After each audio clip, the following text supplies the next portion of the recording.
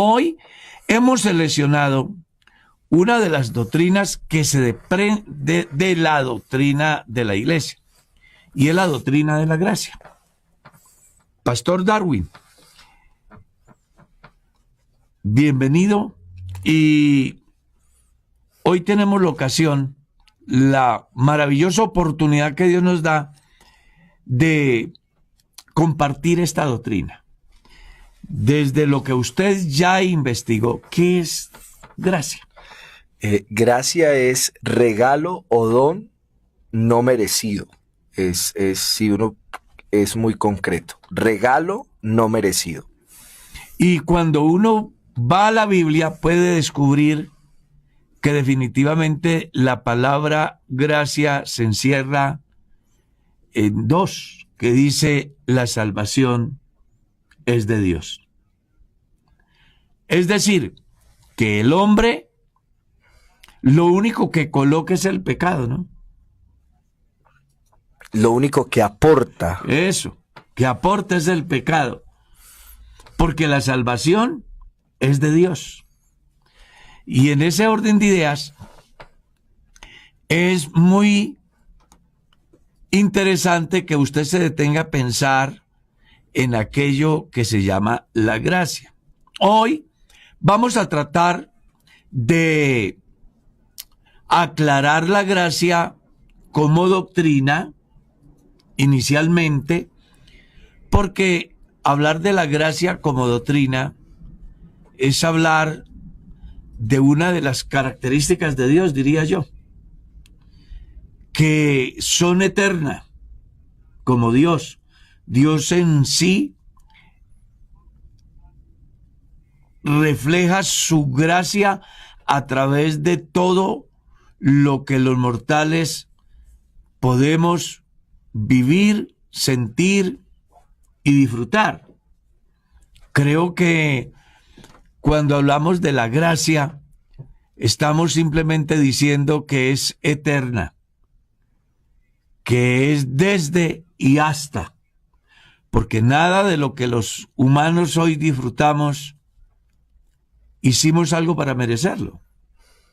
El ser humano nunca mereció el tener un mundo como el que tiene, el disfrutar de las diversidades de maravillas, de bellezas, de sabores, de colores, de tanta cosa que existe para que el hombre disfrute.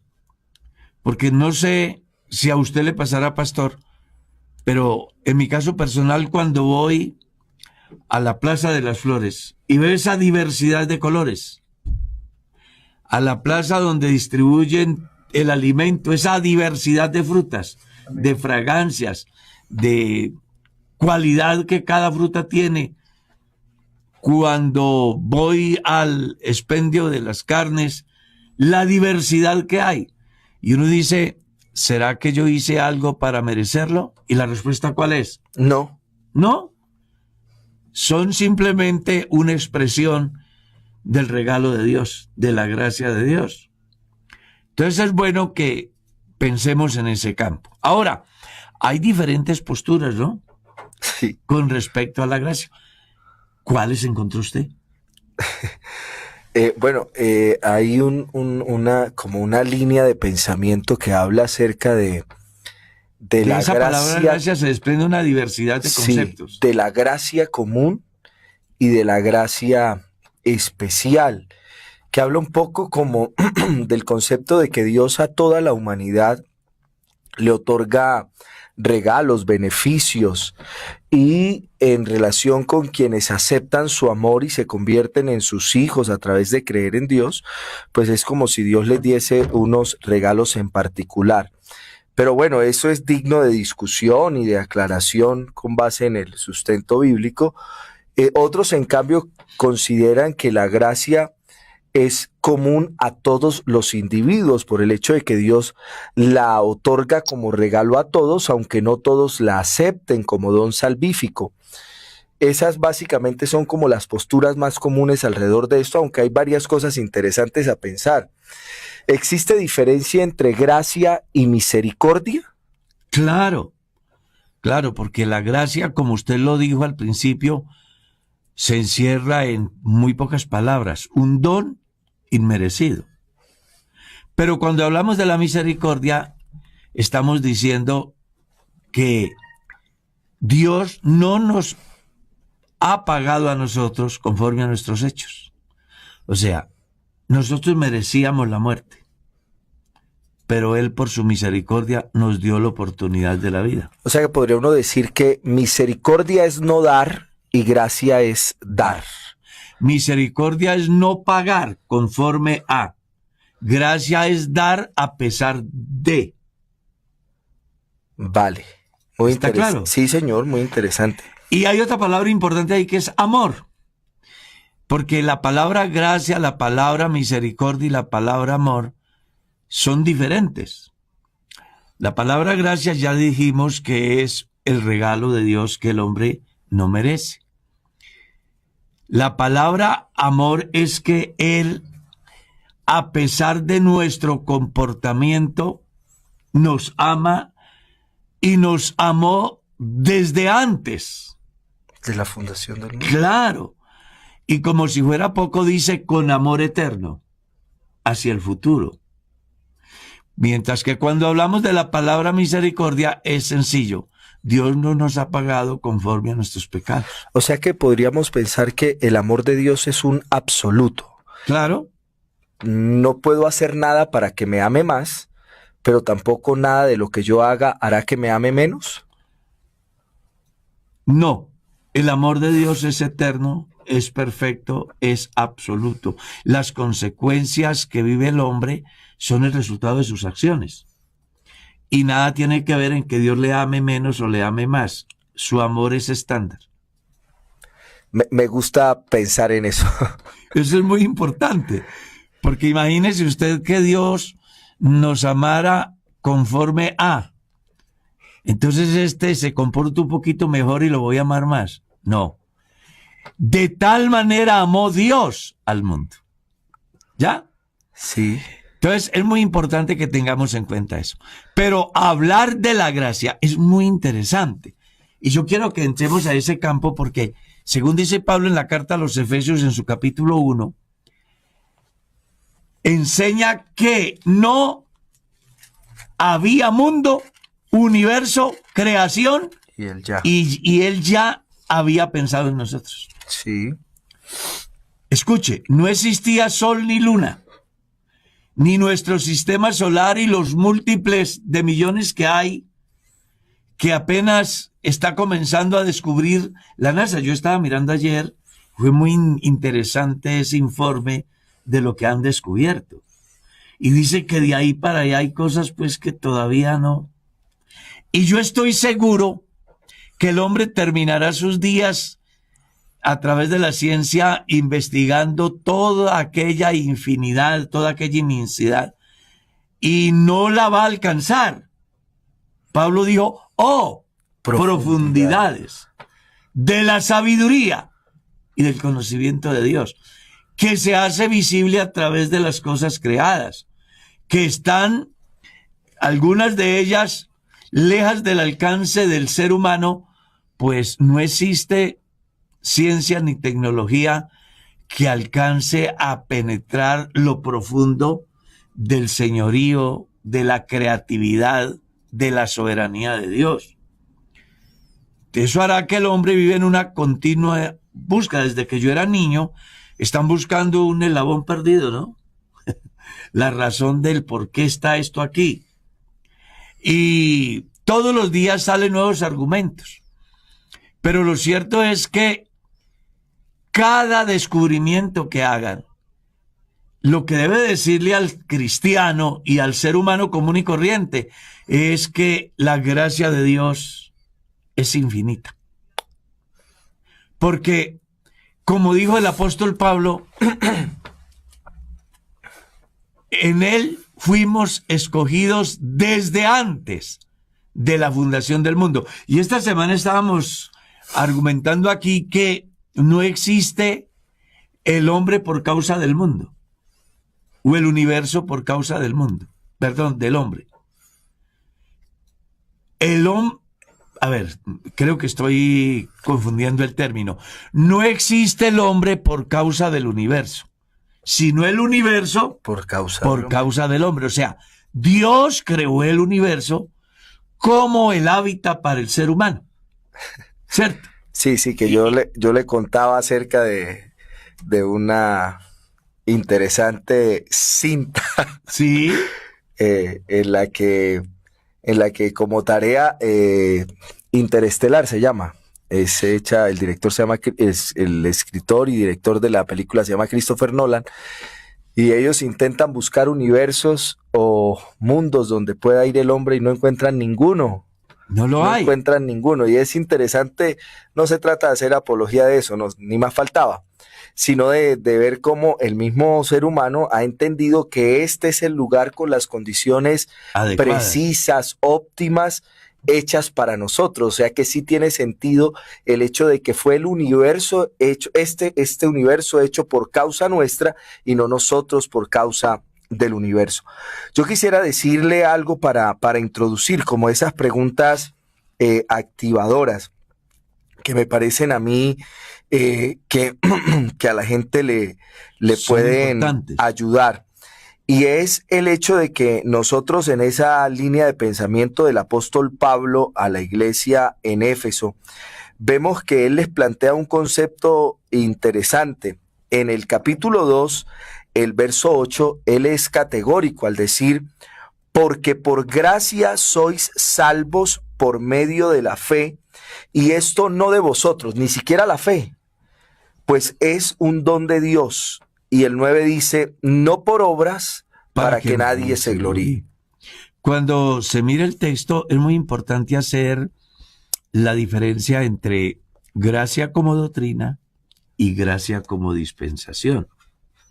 Entonces, cuando hablamos de la gracia como doctrina, podemos decir, sin temor a equivocarnos, que el universo en el que nosotros vivimos es una expresión de la gracia de Dios. Y que los múltiples universos diferentes a este, que sean gaseosos o no lo sean, que sean tangibles o no lo sean, que hayan vida diferente a la que se tiene aquí o no, son cosas de discusión, que se pueden discutir, pero que algo sí debe quedar claro. Es la gracia de Dios manifestada a través de todas esas maravillas para que el hombre las admire y en su ansiedad de descubrir se preocupe por ese importante tema como es el de conocer aquellos mundos desconocidos para el ser humano común y corriente. Todo eso a mí me refleja lo que es la gracia de Dios. Además, cuando uno mira el sol, que nunca se apaga, ¿cierto? No se apaga. Ese funciona, permanente, está ahí desde un pasado sin fecha, porque valga la pena decir hoy que las hipótesis que sacan los señores llamados científicos con respecto a la creación del universo y de todo nuestro sistema son conjeturas, no existe a ciencia cierta tiempo exacto en el cual el hombre diga definitivamente el mundo tiene tantos años. Usted mira diferentes posturas y difieren en cantidad. Ahora, lo que sí hay algo muy interesante en la Biblia es en Génesis 1 y Génesis 2. No sé si ustedes se habrán detenido a pensar. En el principio creó Dios los cielos y la tierra, punto. Y comienza con una mayúscula como diciendo, es otra etapa de la historia. ¿Cuántos miles de años hubo de ese punto a cuando Dios decide crear? Sería muy importante hacer esa reflexión. Y la respuesta es fácil. No existe cifras que digan cuántos años hubo. La Tierra tiene un pasado sin fecha. Pero ¿sabe qué es interesante sobre eso que usted menciona? Que hasta hace un par de años, lo que pasa es que no recuerdo la fecha exacta, se creía que el universo no tenía un principio, pero los estudiosos han llegado a una conclusión, y es Claro. que el universo sí tiene un principio. Claro. Pues es que el texto lo dice claramente. Dios al principio creó, Así es. o sea, lo que antes se desconocía, hoy la ciencia misma tiene que Lo aceptarlo. ha confirmado. Porque lo único que no tiene principio ni tiene fin Es es Dios. Dios. Él es el autor y el creador de todas las cosas. Sí. Hermano Carlos, existe un abismo gigantesco entre la idea que manejan algunos acerca de que Dios nos acepta debido a nuestros esfuerzos o a nuestras capacidades o habilidades, y la idea bíblica parece contradecir eso, porque la idea bíblica es como si Dios nos aceptara es por lo que Jesús ha hecho, por un regalo que nosotros no merecemos. Por eso es que vale la pena detenernos en el campo de lo que es la doctrina de la gracia como tal. Y pues vamos a tratar de coger un hilito que nos lleve a establecer la diferencia entre lo que es la doctrina de la gracia y la dispensación de la gracia. El tema que usted aborda en este momento está relacionado con lo que es la dispensación de la gracia. Pero cuando hablamos de la doctrina como tal, entonces comenzamos diciendo que todo lo creado es una expresión de la gracia de Dios. Que el hombre viene a la tierra o es puesto sobre la tierra como una expresión de la gracia de Dios. Es decir, el hombre nunca hizo nada para merecer venir a vivir acá. ¿Ya?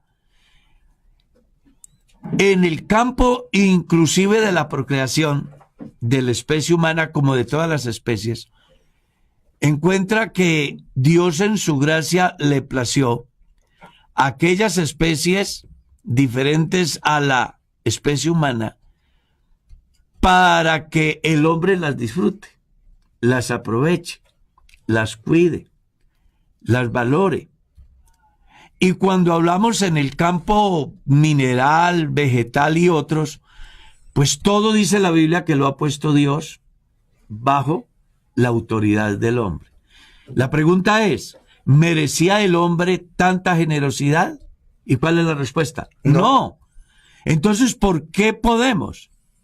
Por algo simple, la gracia de Dios. Ahora, ¿merecía el hombre que Dios diese una ley tan pronto lo establece en el huerto, buscando que el hombre pudiese vivir eternamente? ¿Y la respuesta cuál es? No.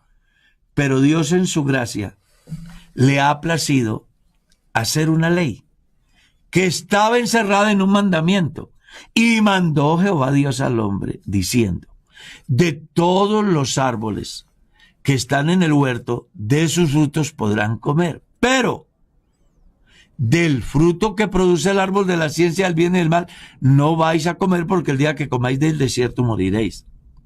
A eso es a lo que yo me refiero, que Dios ha hecho una ley. Establece al hombre y de una hace una ley que el hombre no merece. Dios busca fines eternos para el hombre. Sin embargo, el hombre no aprovecha esa ley. Es desobediente. Digno como para que desaparezca. ¿Verdad? Sí. Porque había sido advertido. Estaba escuchando precisamente al futuro ministro de Hacienda lo que estaba diciendo, ¿no?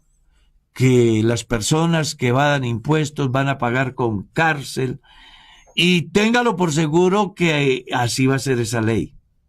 E incluso yo creo que ya está en ejercicio. Hay gente que por causa de evadir sus responsabilidades con el Estado son severamente sancionados. Pero mire lo que hace Dios. Siendo la autoridad suprema, Él pudo hacer que el hombre dejara de ser, porque si lo trajo acá, pudo hacerlo desaparecer. Pero en su gracia le da la posibilidad, no solo de que evite la muerte eterna o el pecador en una condición eterna, haciendo algo interesantísimo. estableciendo, 1, la expulsión del huerto y 2, la muerte, para que de alguna manera el hombre no tenga acceso al árbol de la vida, coma y sea un pecador eterno. Y establece la muerte para que de alguna manera el hombre comprenda que los días están limitados, que hay que hacer un alto en el camino y reflexionar con respecto a la vida y a la oportunidad que tiene, y en consecuencia tome una decisión adecuada, la cual le permita diseñar un proyecto de vida eterna.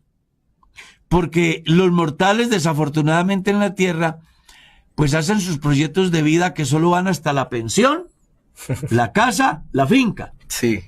Pero cuando entramos al campo del cristianismo, el proyecto de vida del cristiano es eterno. Sí, señor. Las cosas aquí temporales las disfrutamos, pero lo nuestro es lo eterno. Así lo entiende Pablo. Nuestra ciudadanía no está aquí, sino en los cielos, de donde esperamos al Señor Jesús, el cual transformará el cuerpo de la humillación nuestra para que sea semejante al cuerpo de la gloria suya. Está hablando de un proyecto de vida eterna en Cristo. Si uno sigue mirando ese hilito, entonces Dios establece un proyecto de restauración para el hombre caído, la simiente de la mujer.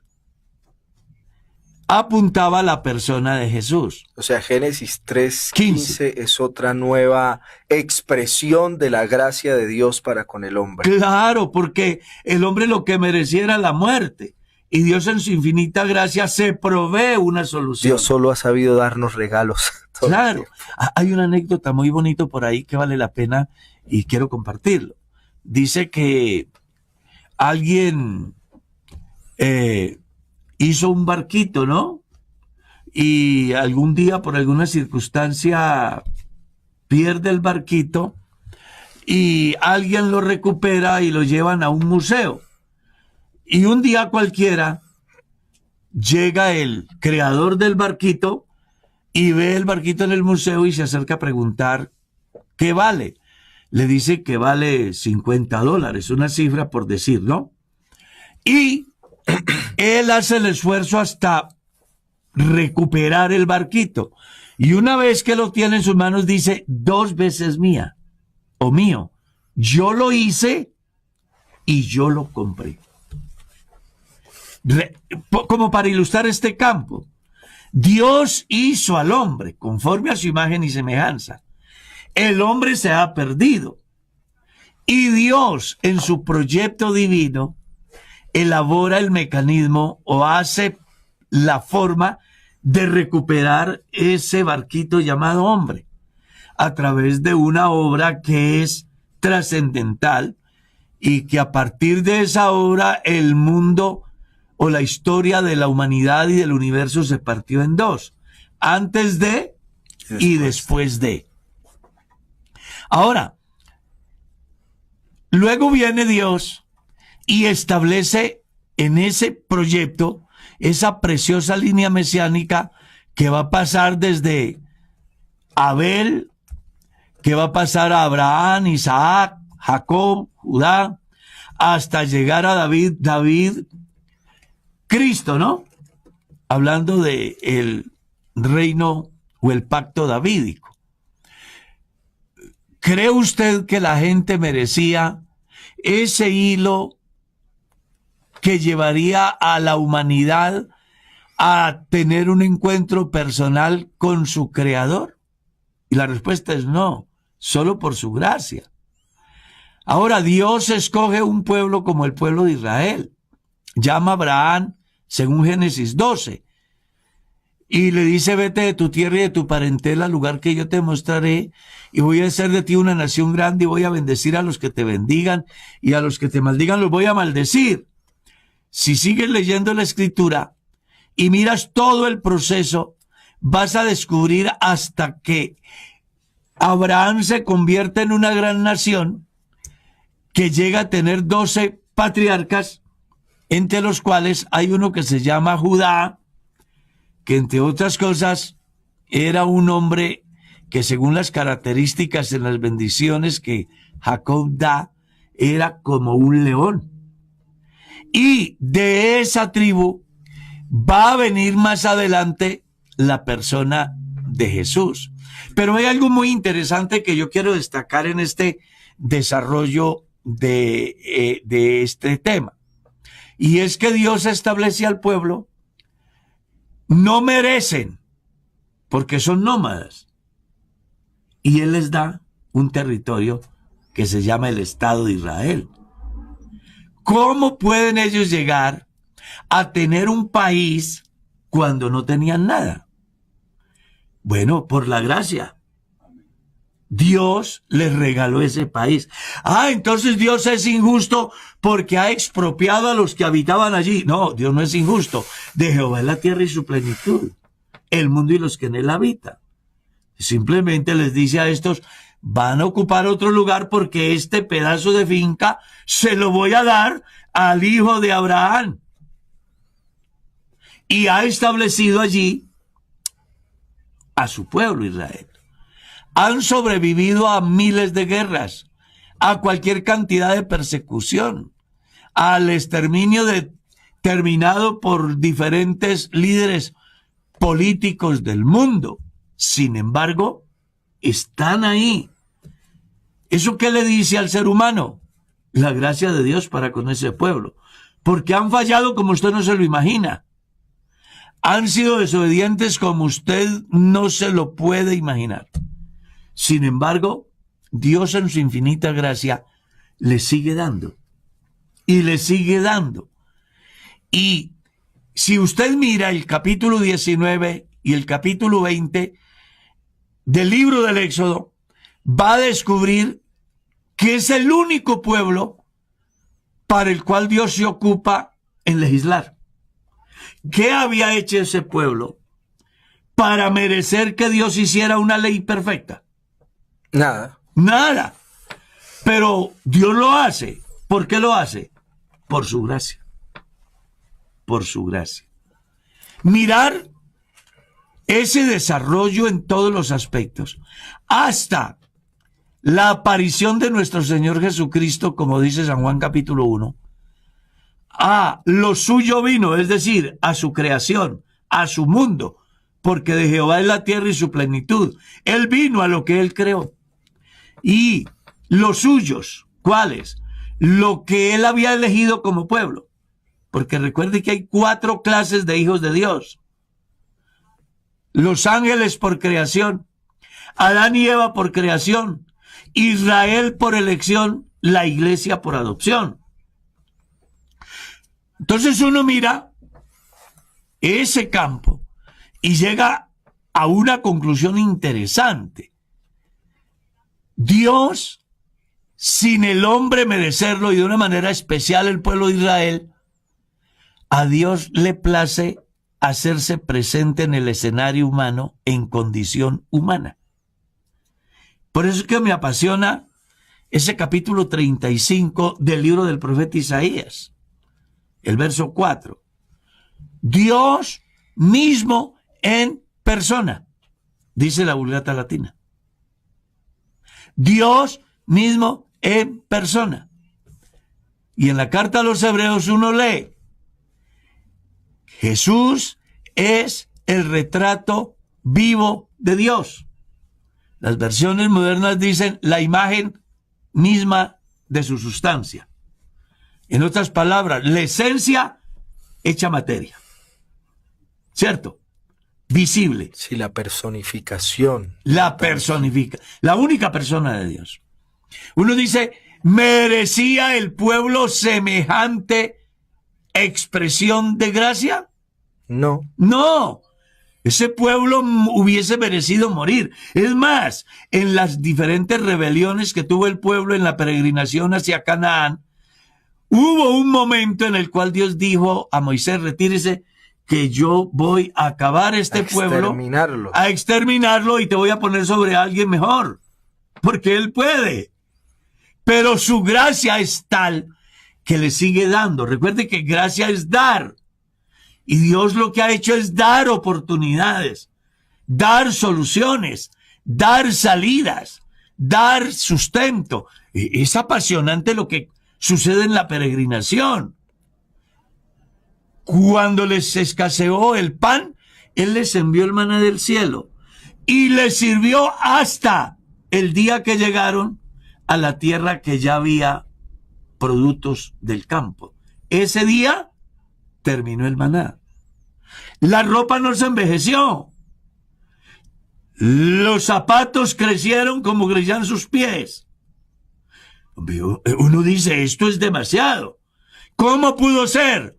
¿Lo merecía el pueblo después de que se rebelaron, blasfemaron, murmuraron, cuestionaron? No. Hombre, ellos lo que merecían era ser borrados de sobre la faz de la tierra.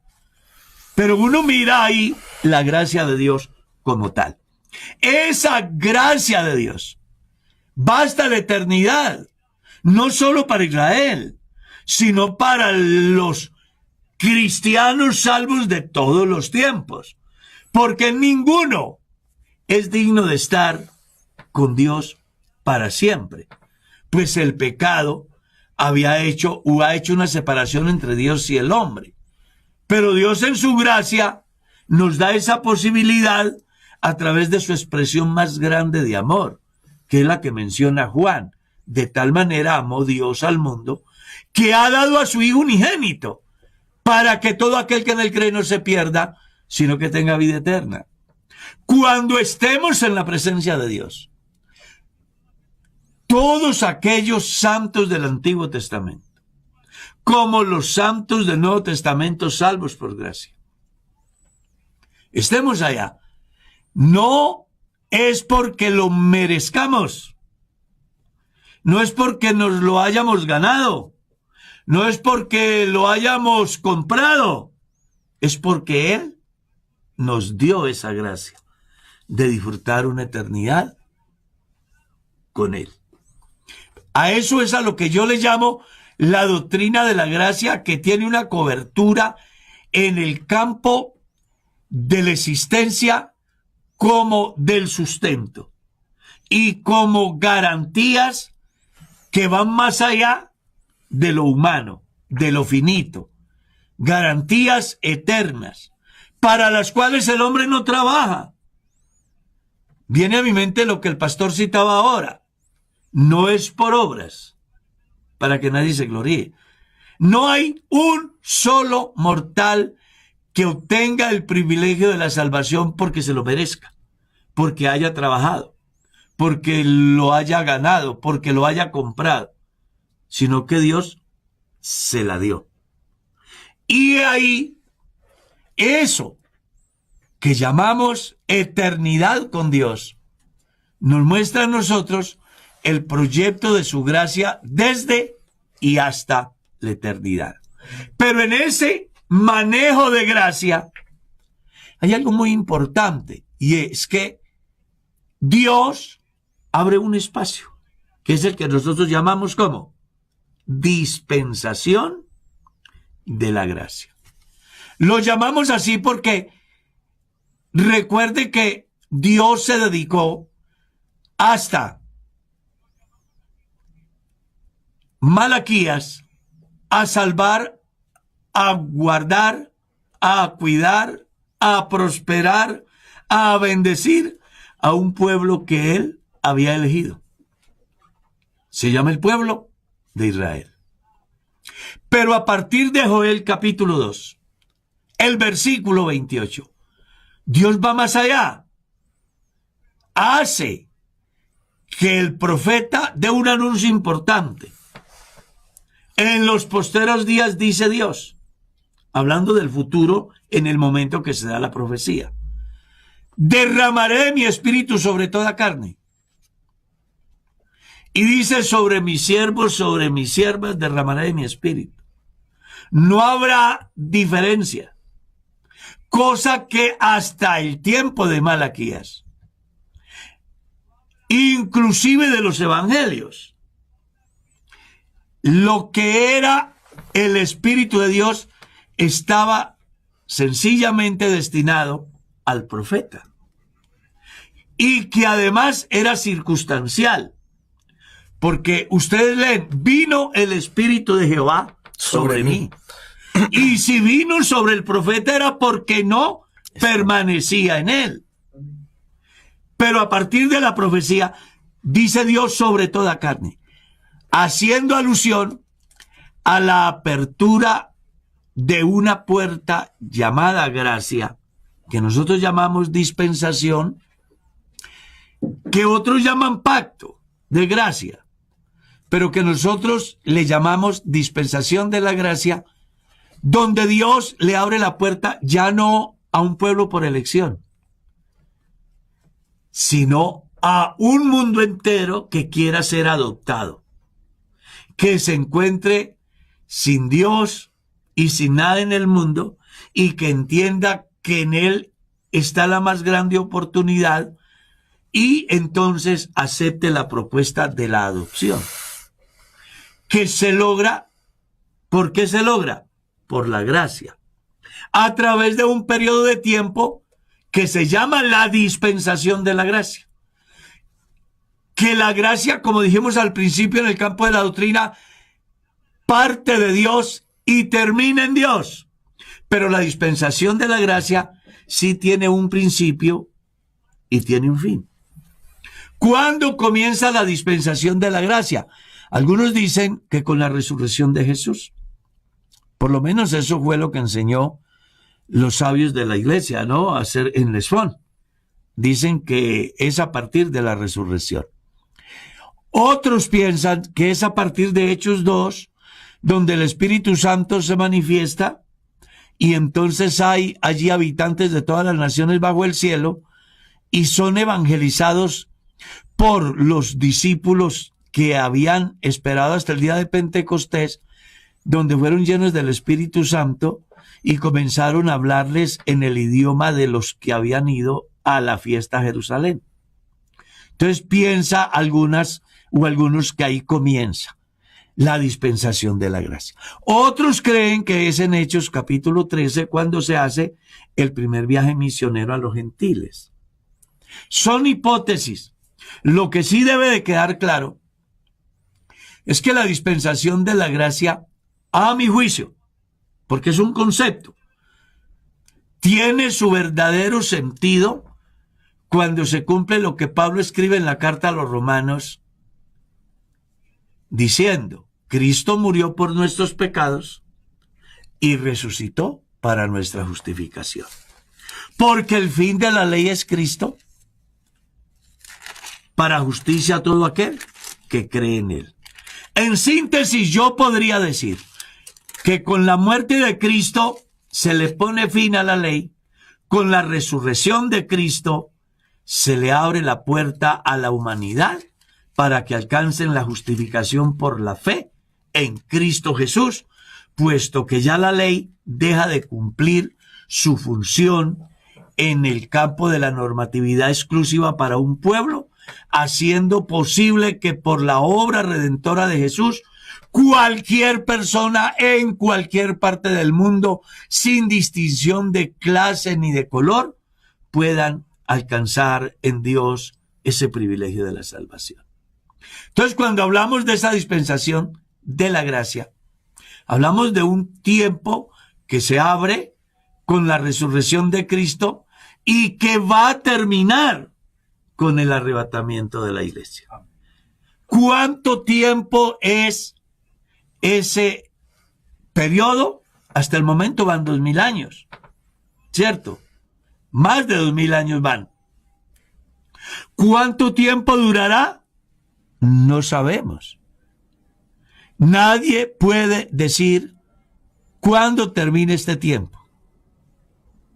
Porque algo que hace que muchos pequemos es el ponernos a entrar en campos que están reservados en la sabiduría de Dios.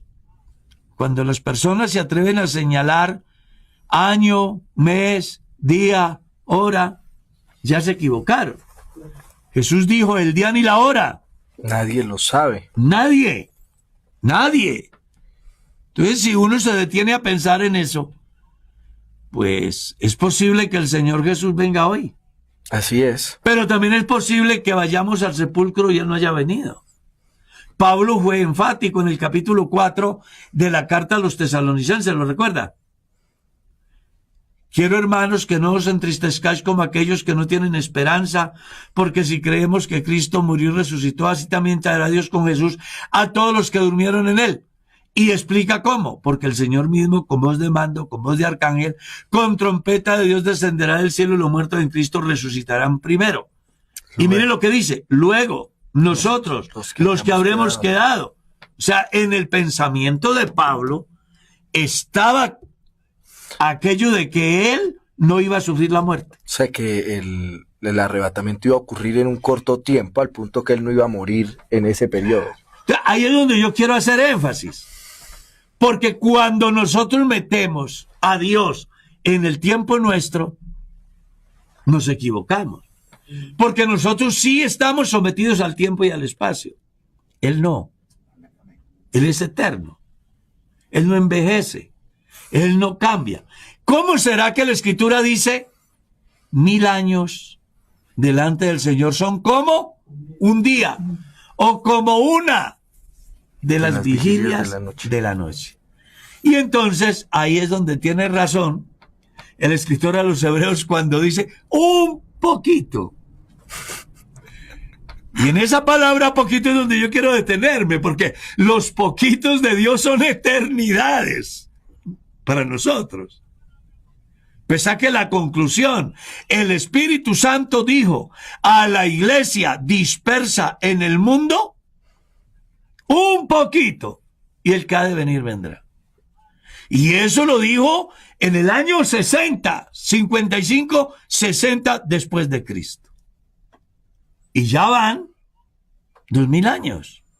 Y este poquito del Señor se ha convertido en más de 2000 años. Y no tardará. Y dice, y no tardará. Pero, ¿será que la Biblia se contradice? No.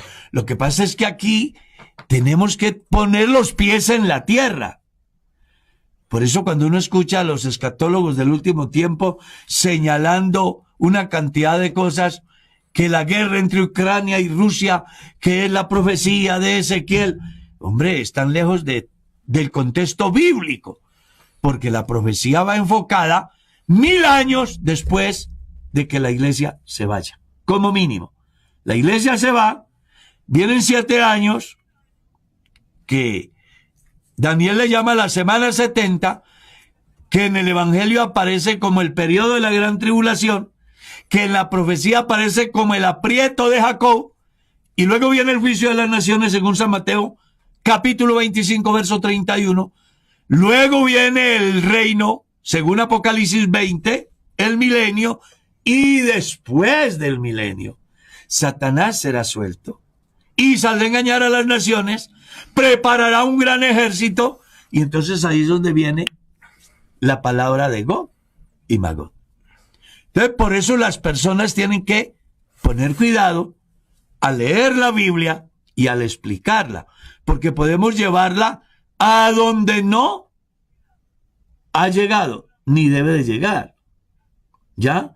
Aquí es bastante importante que los estudiosos de la Biblia comprendan que cuando hablamos de la dispensación de la gracia, es el periodo que Dios ha abierto para la humanidad a fin de que todos puedan ser salvos. Y ese periodo, pues así como tuvo un principio, va a tener un fin. He ahí el por qué usted y yo debemos de preocuparnos por la salvación hoy y no hacer lo que algunos están haciendo, buscando el apellido de un israelita para decir que no necesitan convertirse porque se van a salvar por promesa. ¿Ya? Que es la figura que manejan los movimientos mal llamados mesiánicos. O pensar de que van a pertenecer a esa gran multitud que, mal interpretado el texto, les hace ver de que la gran tribulación se van a salvar. No, pues hermano, ahí viene la gran tribulación y uno a la hora de la verdad, pues, con el conocimiento que tiene, sabiendo que en otra oportunidad se hace morir y se salva.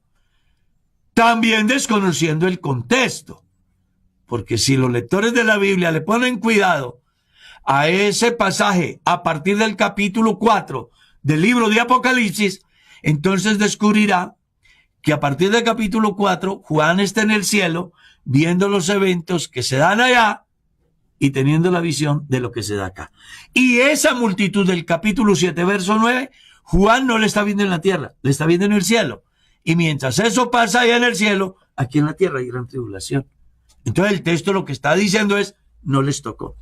Pero algunos conformistas dicen, no, esa multitud son las personas piadosas de todas las religiones del mundo, que en la gran tribulación, ante el ataque del sistema satánico, pagarán con su vida y se salvarán. ¡Olvídalo! Hay 4 testimonios en Apocalipsis que dice que no hay salvación para el mundo gentil. Léelo. Dice, y no se arrepintieron de sus malas obras, y no se arrepintieron de rendir culto a los demonios, y no se arrepintieron de sus fornicaciones, refiriéndose al mundo gentil. Porque para el pueblo de Israel, según está escrito, tan pronto la iglesia se vaya, pues Dios se volverá a levantar el tabernáculo caído de la casa de David, hablando de la restauración del pueblo de Israel. Entonces, en esa dispensación de la gracia, de la cual estamos hablando, y que gracias a Dios, por su gracia, hoy usted puede participar. Amén. El mensaje escrito a la iglesia de Filadelfia es muy importante. Dice, he puesto una puerta abierta en el cielo, la cual nadie puede cerrar. ¿Sabe cuál es? La oportunidad. ¿A través de qué? De este periodo donde Dios ha abierto la puerta de par en par. Donde ya no es un Noé para un mundo. ¿Ya? No es un profeta para un pueblo de 4 o 5 millones. Sino miles y miles de predicadores desplazados por todo el mundo. Y utilizando todos los mecanismos, todos los medios, y elaborando diversas estrategias para llevarle al mundo la oportunidad de ser salvos por gracia. Y uno mira entonces en este tiempo cómo Dios se manifiesta. Yo pudiera decir que una de las expresiones de la gracia de Dios en el campo de la doctrina es que hoy estemos aquí a través de este medio. Una de las oportunidades que da Dios a la humanidad en la dispensación de la gracia es escuchar este evangelio hoy.